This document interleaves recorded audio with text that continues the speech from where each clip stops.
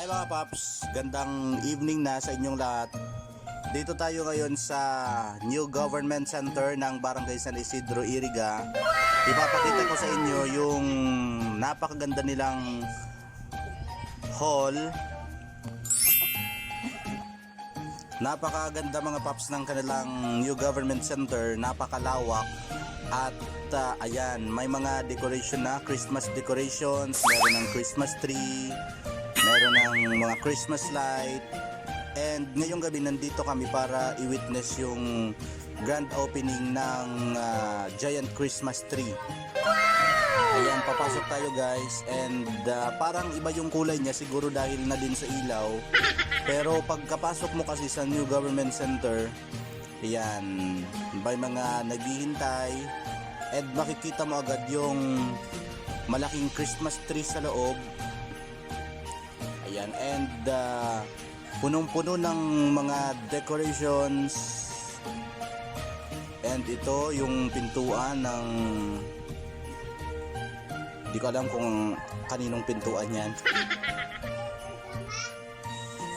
And ayan, itong salamin.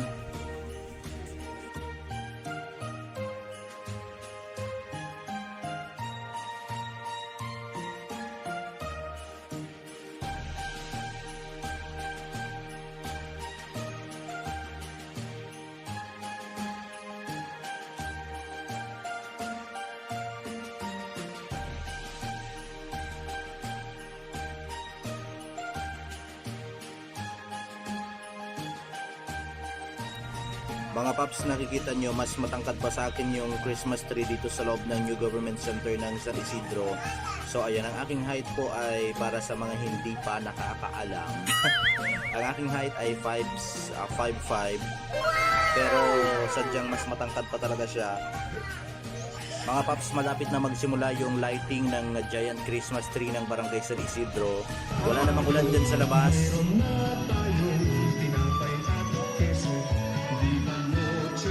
Yan mga paps, so nagsimula na nga yung pagpapailaw ng giant Christmas tree ng Barangay San Isidro.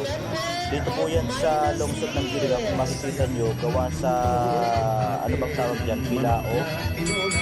Buti nga mga paps, nakiayon naman yung kalagayan ng ating panahon. Tayo na giliw, magsalunod kayo.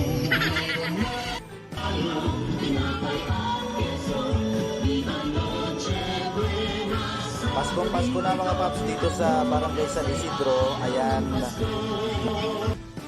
dito sa Iriga parang ito yung barangay na unang nagpailaw ng kanilang giant Christmas tree.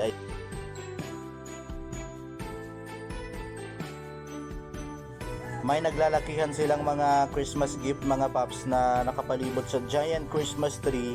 Ito pala ay bukas daw sila simula alas 6 hanggang alas 9 ng gabi.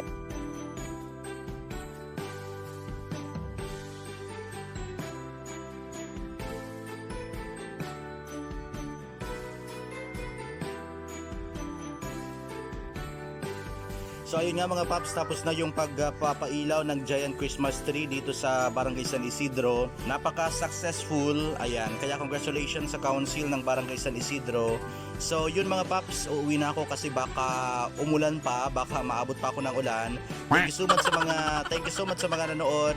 Bye-bye. God bless. Please subscribe to my channel.